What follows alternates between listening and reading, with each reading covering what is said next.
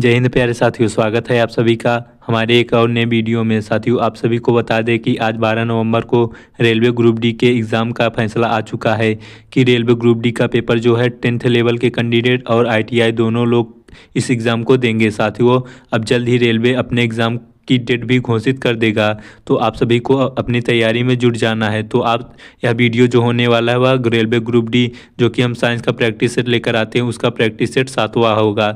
तो आप सभी अपने वीडियो को पूरा अंत तक ज़रूर देखें और अपने आप को परखें कि आपके कितने प्रश्न के उत्तर सही थे और अभी तक कितनी आपकी तैयारी हुई है। तो चलिए वीडियो को शुरू करते हैं और हाँ, अंत में हम बताएंगे कि आपके कितने प्रश्न के उत्तर सही थे।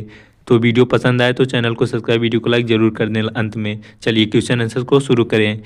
क्वेश्चन नंबर 1 है, लोहे पर जंग लगना किस प्रकार की अपक्रिया का उदाहरण है। काफ़ी इंपॉर्टेंट प्रश्न है।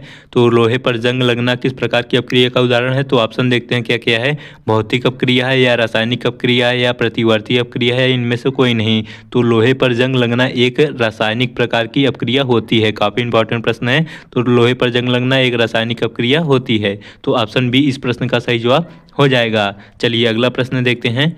प्रश्न संख्या 2 है, पृथ्वी के घूर्णन की गति कितनी होती है। तो पृथ्वी के घूर्णन की गति कितनी होती है, 28 किलोमीटर प्रति मिनट होती है पृथ्वी के घूर्णन की गति, जो कि काफ़ी तेज होती है। तो ऑप्शन ए इस प्रश्न का सही जवाब हो जाएगा। प्यारे साथियों, हम ज़्यादा ऑप्शन पे ध्यान नहीं देकर जो है रिवीजन पे ध्यान देंगे। तो आप लोग जो है क्वेश्चन देखेंगे और उसका राइट आंसर हम समझाने की कोशिश ज़्यादा से ज़्यादा करेंगे, ऑप्शन पे कम से कम ध्यान देंगे। चलिए अगला प्रश्न देखते हैं। प्रश्न संख्या 3 है, निम्न में से किस वैज्ञानिक ने विकासवाद के सिद्धांत का प्रतिपादन किया। तो ऑप्शन हो जाएगा इसका डार्विन ने या मैक्सवेल ने या न्यूटन ने या जॉनसन ने। तो विकासवाद का सिद्धांत जो दिए थे वैज्ञानिक वह डार्विन जी दिए थे। तो ऑप्शन ए इस प्रश्न का सही जवाब हो जाएगा। अगला प्रश्न देखते हैं। चींटी के डंक में कौन सा अम्ल पाया जाता है। तो चींटी के डंक में जो अम्ल पाया जाता है वह मेथोनोइक अम्ल होता है। तो ऑप्शन सी इस प्रश्न का सही जवाब हो जाएगा। चलिए अगला प्रश्न देखते हैं। जंग लगने पर लोहे के भार में क्या परिवर्तन होता है। तो जब लोहे में जो है जंग लग जाता है तो उसके भार में जो परिवर्तन होता है उसका भार क्या होता है, बढ़ जाता है। तो ऑप्शन बी इस प्रश्न का सही जवाब हो जाएगा। चलिए अगला प्रश्न देखते हैं। प्रश्न संख्या 6 है, मानव शरीर की सबसे मजबूत हड्डी कहाँ उपस्थित होती है। तो मानव शरीर की सबसे मजबूत हड्डी जो होती है वह जबड़े में उपस्थित होती है। तो ऑप्शन ए इस प्रश्न का सही जवाब हो जाएगा। अगला प्रश्न देखते हैं। मानव शरीर में कुल कितने कशेरुकी खंड होते हैं। काफ़ी इंपॉर्टेंट प्रश्न है। तो मानव शरीर में पूरे 33 कशेरुकी खंड उपस्थित होते हैं। तो ऑप्शन सी इस प्रश्न का सही जवाब हो जाएगा। अगला प्रश्न देखते हैं। हमारी अस्थियां तथा दांत सामान्यतः किससे बने होते हैं। तो हमारी अस्थियां तथा दांत जो होते हैं वह ट्राई कैल्शियम फास्फेट से बने होते हैं। तो ट्राई कैल्शियम फास्फेट जो होता है काफ़ी मजबूत पदार्थ होता है, इसलिए हमारी हड्डियां और दांत भी काफ़ी मजबूत होते हैं। तो इस प्रश्न का ऑप्शन ए राइट आंसर हो जाएगा। चलिए अगला प्रश्न देखते हैं। क्वेश्चन नंबर 9 है, निम्न में से कौन सी ग्रंथि सेक्स हार्मोन का स्राव करती है। काफ़ी इंपॉर्टेंट प्रश्न है। तो सेक्स हार्मोन का स्राव करने वाली कौन सी ग्रंथि होती है, वह अधिवृक्क ग्रंथि होती है। तो ऑप्शन बी इस प्रश्न का सही जवाब हो जाएगा। अगला प्रश्न देखते हैं। पीयूष ग्रंथि मानव शरीर के किस अंग में स्थित होती है। तो पीयूष ग्रंथि जो होती है मानव शरीर के किस अंग में उपस्थित होती है। ऑप्शन देखते हैं, मस्तिष्क में या हृदय में या यकृत में या फेफड़े में। तो पीयूष ग्रंथि जो होती है वह मानव शरीर के मस्तिष्क भाग में स्थित होती है। तो ऑप्शन ए इस प्रश्न का सही जवाब हो जाएगा। चलिए अगला प्रश्न देखते हैं। राष्ट्रीय वानस्पतिक उद्यान कहाँ पर स्थित है। काफ़ी इंपॉर्टेंट प्रश्न है। तो राष्ट्रीय वानस्पतिक उद्यान जो है वह लखनऊ में स्थित है। तो ऑप्शन सी इस प्रश्न का सही जवाब हो जाएगा। अगला प्रश्न देखते हैं। मृदा अपरदन को रोका जा सकता है अति चतुराई द्वारा या वानस्पतिक उन्मूलन द्वारा, तो या फिर पक्षी संख्या में वृद्धि द्वारा या वन रोपण द्वारा। तो मृदा अपरदन को रोकने के लिए जो तरीका होगा वह वन रोपण द्वारा, यानी कि हम ज़्यादा से ज़्यादा वृक्ष का रोपण करेंगे तो मृदा का अपरदन जो होगा वह कम होगा। तो इस प्रश्न का ऑप्शन डी राइट आंसर हो जाएगा। चलिए अगला प्रश्न देखते हैं। जीन शब्द का सर्वप्रथम प्रयोग किसने किया था।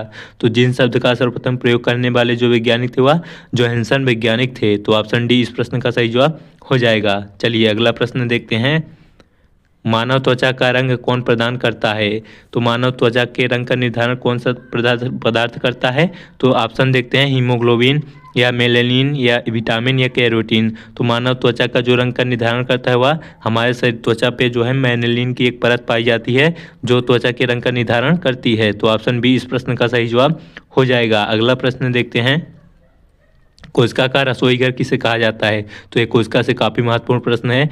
एक प्रश्न कोशिका से जो है अवश्य आपको इस पेपर में देखने को मिलेंगे। तो कोशिका का रसोई घर जो है क्लोरोप्लास्ट को कहा जाता है। तो ऑप्शन सी इस प्रश्न का सही जवाब हो जाएगा। अगला प्रश्न देखते हैं, काफ़ी इंपॉर्टेंट प्रश्न है। विश्व का प्रत्येक पदार्थ अत्यंत सूक्ष्म कणों से मिलकर बना होता है, यह सर्वप्रथम किसने कहा था। तो विश्व का सबसे जो अत्यंत सूक्ष्म कण होता है वह किससे मिलकर बना होता है, इसकी जो थ्योरी दी थी वो किसने दी थी। तो इसका जो सही जवाब हो जाएगा, महर्षि कणाद जी ने बताया था कि विश्व का जो सबसे सूक्ष्मतम कण है वह, उसके बारे में कणाद जी ने सही इसका जवाब बताया था। तो ऑप्शन सी इस प्रश्न का सही जवाब हो जाएगा। चलिए अगला प्रश्न देखते हैं, किसी बिजली की इस्त्री को गर्म करने के लिए किस धातु का प्रयोग किया जाता है। तो जो हमारे बिजली के इस्त्री में और जो हीटर के धातु जो बनाई जाती हैं वो ज़्यादा से ज़्यादा जो है नाइक्रोम की बनाई जाती हैं। तो हमारे जो फिलामेंट का बल्ब भी होता है 100 वाट का, आप लोगों ने सूर्य देखा होगा, तो उसका भी जो वो तार बना होता है तो वह नाइक्रोम का बना होता है। तो ऑप्शन सी इस प्रश्न का सही जवाब हो जाएगा। अगला प्रश्न देखते हैं, निम्नलिखित में से किसकी उपस्थिति के कारण दूध में मिठास आ जाती है। तो ऑप्शन देखते हैं, सुक्रोज की उपस्थिति के कारण, या कैरोटीन, या लैक्टोज, या ग्लूकोज। तो दूध में जो है वो लैक्टोज शर्करा पाई जाती है जिससे कि उसमें मिठास आ जाती है दूध में। तो ऑप्शन सी इस प्रश्न का सही जवाब हो जाएगा। अगला प्रश्न देखते हैं, विश्व में सबसे लंबा पौधा कौन सा है। विश्व का सबसे लंबा पौधा कौन सा है। ऑप्शन देखते हैं, यूकेलिप्टस, या टेरोकार्पस, या टेक्टोना, या फिर पॉलीएंथेलिया। तो विश्व का सबसे लंबा पौधा जो होता है वह यूकेलिप्टस होता है। तो यूकेलिप्टस जो है विश्व का सबसे लंबा पौधा होता है। तो ऑप्शन ए इस प्रश्न का सही जवाब हो जाएगा। चलिए अगला प्रश्न देखते हैं, पौधों की लंबाई में वृद्धि के लिए आवश्यक नहीं है। तो पौधों में जो लंबाई की वृद्धि के लिए आवश्यक तत्व जो नहीं होता है, तो ऑप्शन देखते हैं, सोडियम, या कैल्शियम, या नाइट्रोजन, या फास्फोरस। तो इसका जो सही जवाब हो जाएगा, सोडियम पदार्थ जो है वह पौधे की वृद्धि में उपयोग नहीं होता। तो इसके लिए कौन कौन से पदार्थ उपयोगी होंगे, उसके लिए कैल्शियम चाहिए, नाइट्रोजन चाहिए, फास्फोरस चाहिए पौधों के वृद्धि के लिए। और वृद्धि के लिए जो आवश्यक तत्व नहीं है वह सोडियम हो जाएगा। चलिए अगला प्रश्न देखते हैं, दही का जमना कौन सी प्रतिक्रिया है। तो दही का जमना जो है एक प्रकार की रासायनिक प्रतिक्रिया होती है। तो ऑप्शन बी इस प्रश्न का सही जवाब हो जाएगा। अगला प्रश्न देखते हैं, शुष्क सेल में कैथोड का कार्य करता है। तो जो शुष्क सेल होता है उसमें कैथोड जो है वह ग्रेफाइट क्षण होती है। तो ऑप्शन सी इस प्रश्न का सही जवाब हो जाएगा। अगला प्रश्न देखते हैं, किस रोग के प्रतिरोध के लिए बीसीजी टीका का दिया जाता है। तो इसका सही जवाब हो जाएगा, टीबी के टीके के लिए जो है बीसीजी का टीका दिया जाता है। तो ऑप्शन सी इस प्रश्न का सही जवाब हो जाएगा। अगला प्रश्न देखते हैं, स्त्रियों और बच्चों की आवाज़ तीखी होती है, इसका कारण है। तो जो स्त्रियों और बच्चों की आवाज़ तीखी होती है वह उच्च आवृत्ति के कारण ऐसा होता है स्त्रियों और बच्चों में। तो ऑप्शन बी इस प्रश्न का सही जवाब हो जाएगा। अगला प्रश्न देखते हैं, किसी लेंस की क्षमता किससे व्यक्त की जाती है। तो किसी लेंस की क्षमता जो है वह डायोप्टर में व्यक्त की जाती है। तो ऑप्शन बी इस प्रश्न का सही जवाब हो जाएगा। अगला प्रश्न देखते हैं, तितलियों का अध्ययन क्या कहलाता है। तो तितलियों का अध्ययन जो है वह लेपिडोटेरियोलॉजी कहलाता है। तो लेपिडोटेरियोलॉजी के अंतर्गत किसका अध्ययन किया जाएगा, तितलियों का अध्ययन किया जाएगा।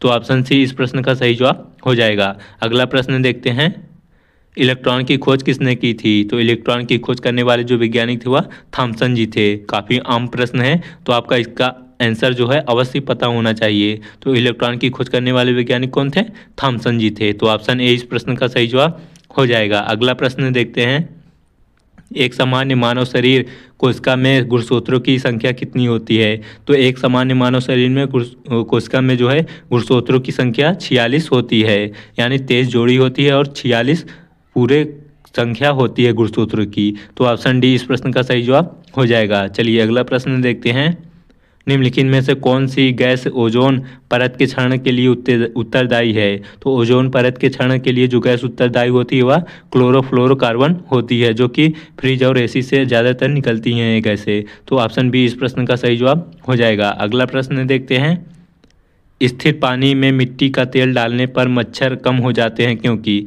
यदि जब पानी गंदा होता है और स्थिर रहता है उसमें हम मिट्टी का तेल डालते हैं, वह किस लिए जो है मच्छर के लिए हानिकारक होता है। तो इसका उत्तर हो जाएगा लार्वा के सांस में बाधा डालता है। तो जो मिट्टी का तेल होता है वह लार्वा जो होते हैं मच्छर के, उसमें श्वसन में जो होता है बाधा डालता है, इसलिए वो है उनके लिए हानिकारक हो जाता है। तो इस प्रश्न का ऑप्शन सी राइट आंसर हो जाएगा। चलिए अगला प्रश्न देखते हैं।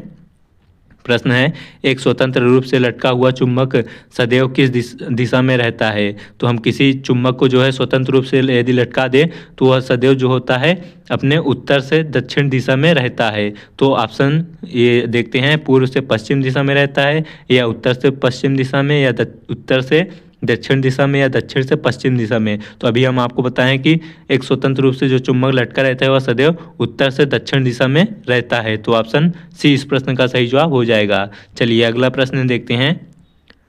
फोटोग्राफी के प्लेट पर निम्नलिखित में से किसकी परत चढ़ाई जाती है। तो जो हम फोटोग्राफी की प्लेट आप लोगों ने पहले देखा होगा, तो उस पर जो परत चढ़ाई जाती थी वह सिल्वर ब्रोमाइड की परत होती है। तो ऑप्शन बी इस प्रश्न का सही जवाब हो जाएगा। अगला प्रश्न देखते हैं।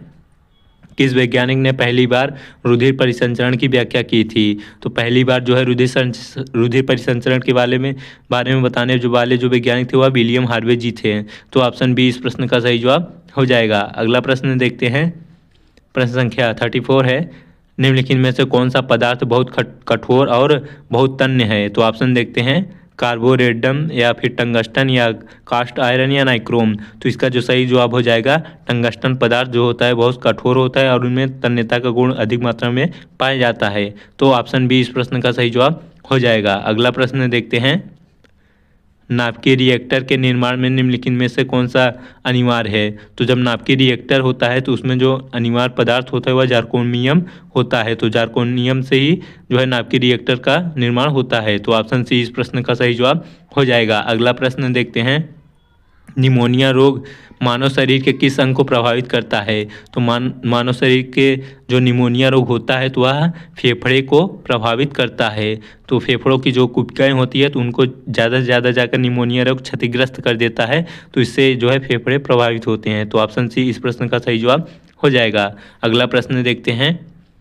यदि कोई व्यक्ति दूर की वस्तुओं को स्पष्ट नहीं देख सकता तो उसकी दृष्टि में कौन सा दोष होगा। तो जब कोई व्यक्ति जो है दूर की वस्तुओं को स्पष्ट नहीं देख पाता है तो उसके आंखों में जो होता है वह निकट दृष्टि दोष होता है। तो ऑप्शन बी इस प्रश्न का सही जवाब हो जाएगा। चलिए अगला प्रश्न देखते हैं।